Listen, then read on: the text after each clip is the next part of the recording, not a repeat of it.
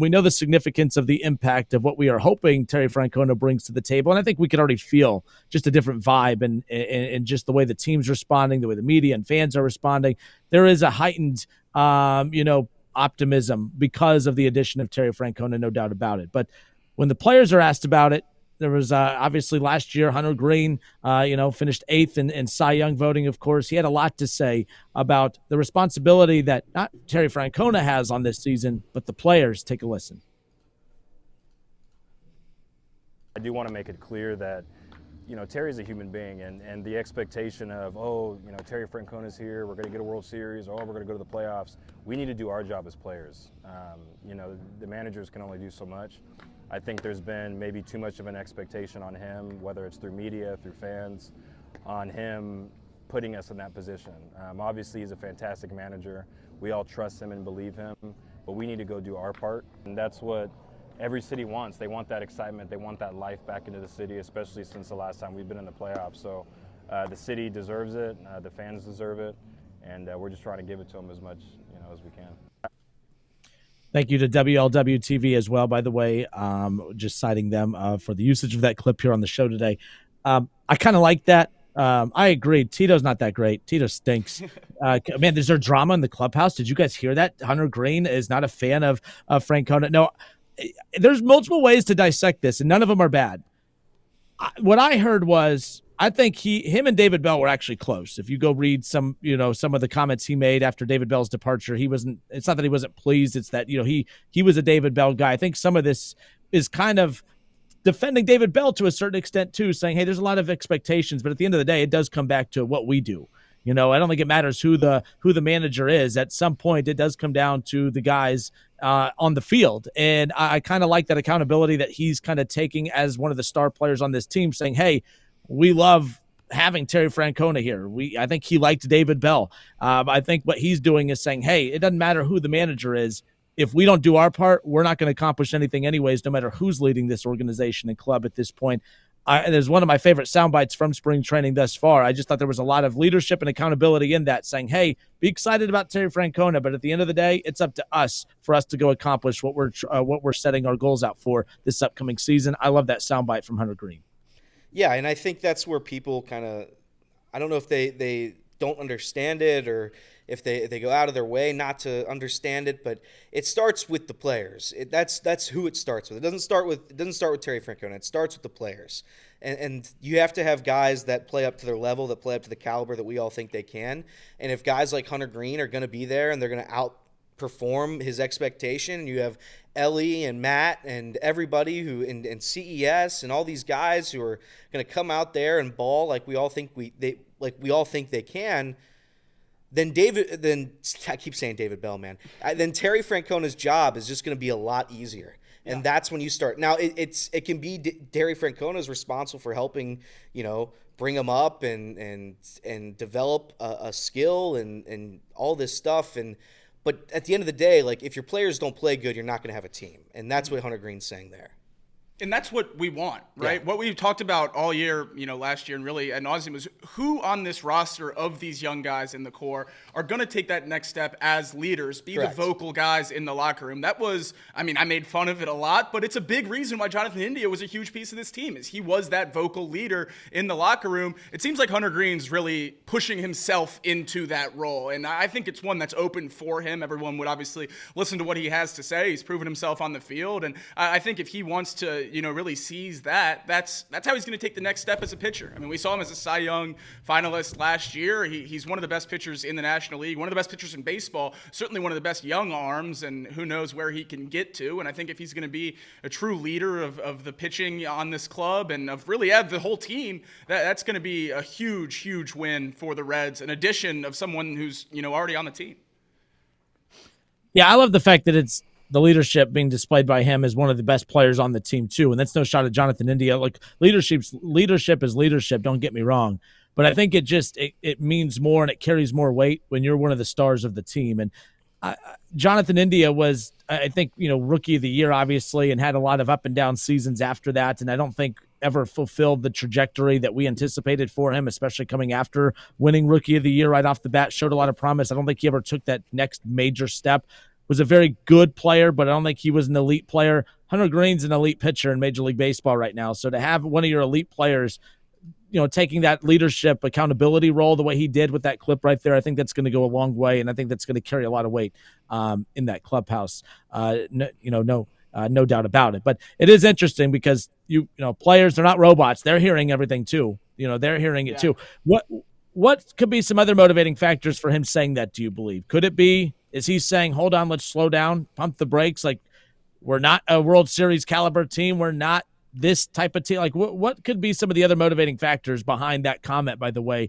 Because I thought it wasn't it wasn't a bad one by any means. I don't think there's any, negativity behind it whatsoever. But what do you think some of the other motivating factors behind it could be outside of what he just said? Yeah, I think that there's a lot of pressure being put right now, and that's from the fan base, that's from the media. I think that's from a lot of people out there that are putting everything on Terry Francona. It's a lot of pressure, right? I mean, you carry the weight of a city, of a franchise on your shoulders, a city that's more desperate, I'd argue, than any city with the professional sports team in this country. And you come in and you're like, all right, Terry, fix every single issue we have, please, and do it quickly in your 3 to 4 years with the Reds. Please do it right now. And I think a lot of it is, the players are like, all right, we hear all that noise. We hear it too. I'm not going to sit here and let Terry Francona take the fall for everything. Whether or not they play well this year, that's going to be, again, on the players. Like, it's not everything is a Terry Francona problem. And that's part of the issue with, like, I don't know, with the mindset of the fans or whatever. I know we didn't like David Bell. I understand that. I got the point. He wasn't a great manager. Didn't have a lot of success.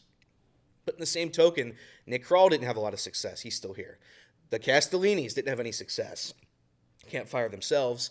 But it's like there's a lot of people that haven't had success over the past 25 years. It's not all because of the manager. I'll say that. And I think the players want to get ahead of it and say, you know what, we're going to take accountability too. Don't just put this all on our coach.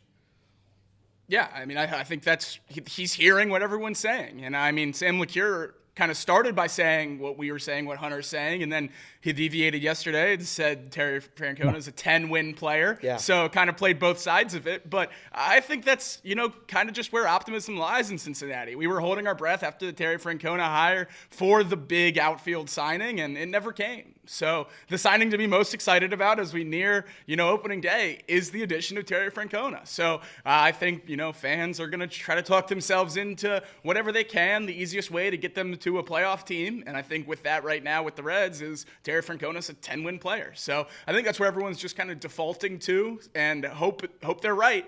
But Hunter Greene and a lot of the players continue to emphasize that it does come down to the Jimmies and Joes, not the X's and O's. The guys on the field actually have to deliver what they're coached to do and have to play at a high level. Otherwise, it doesn't matter who's coaching the team.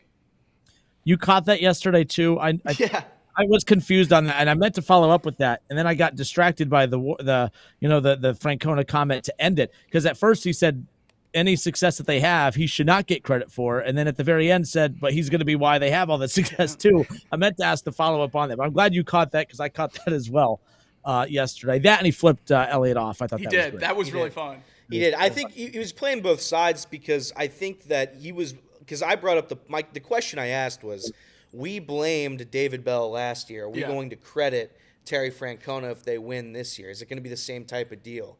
And I think he was trying to allude that it's a little bit of a different deal, because you're bringing in Terry Francona, who's a proven winner, World Series champion, and he's going to have success with the Reds. I firmly believe that. We all believe that. Everybody believes it. And when that happens, you have to at least think about crediting the guy that got us all excited for the Reds again. Elly did that 2 years ago. It's Terry Francona this year. So, I think that Sam was just trying to be like, you know what? Yeah, I mean, David Bell, I don't think he got as much hate I don't think he got as much credit as he probably deserved. And it's also Terry Francona is a really good manager, and he's going to be a game changer for the Reds this season. So last month, when we all got to go to the media day over at Great American Ballpark, they were kind of, Phil Castellini had kind of stood up and was kind of letting us all know about some of the cool features that were going to be on display this upcoming season at Great American Ballpark. Karen Forgas as well, she had kind of let it be known some of the promotional items or some of the promotional games that'll be, heavily featured throughout the season. Of course, we talked about the bobblehead giveaways and some of those, but one of the cool features on May 14th is going to be, of course, Pete Rose Day at Great American Ballpark, and there's going to be a patch on the jerseys for Pete Rose throughout the season as well, which is really cool. But Terry Francona was also asked about this as well while at spring training yesterday. Here's what he had to say about the patch, about Pete Rose, and how they're going to honor him this upcoming year.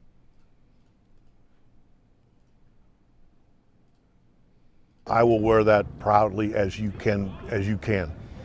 Anybody that played with Pete, you're not going to find a better teammate. And again, he was probably 20 years older than me. He treated us young kids like gold. I mean, we hung on him so much that, he's a pro's pro. And then I got the honor of playing for him. It killed me because I played so bad. I hit so bad that I felt like I let him down, and it bothered me. It's like I got amnesia and forgot how to hit, but I love the guy. And I tell people this all the time, I have no ability to not be biased when it comes to Pete. I know there's some things that happen. I can't be I love the guy. I don't know if you guys heard that. I didn't hear anything. I'm assuming our listeners did, so I just let it play through. I'm assuming everyone heard it. Okay. Yeah. I didn't get it on my end, but I'll let you guys kind of. No, you're totally fine. As long as the viewers and you guys caught it, I'll let you guys kind of react to it. But that was Terry Francona again, just talking about obviously, his friendship and relationship and just the way he, his time with Pete Rose throughout. But just to, I'll let you guys kind of react to what he had to say there. I think that this season is going to be a couple of things. I know it's the 50th anniversary of the Big Red Machine this year too. Yep. So you have that. You have the Pete Rose. You have Terry Francona coming to town. I think that Terry Francona and the Reds, the core, I think they're going to try to honor what the Reds were all those years ago, and that was a large part of who Pete Rose was. Pete Rose was a winner, and he helped the Reds win a lot. And I think that when you lose somebody like that, it's going to inspire a team, and I think that's what David Bell was trying to say. He's going to make David Bell and those teams of the past proud. Yeah, and that's, I think, the sentiment of most people around, at least the Reds and in Cincinnati, is that they love Pete Rose. And that's what Terry Francona is saying, is we're going to use, this year and this patch as a moment to, honor Pete and everything he did for the Reds and for the city. And that's what this year is about, and what wearing that patch is about, is just, shining a light on who he was as a ball player and who he was for this city and how much he meant to, everyone here. All right, off the bench right here on Chatterbox Sports on YouTube, ESPN 1410, Wing AM in Dayton.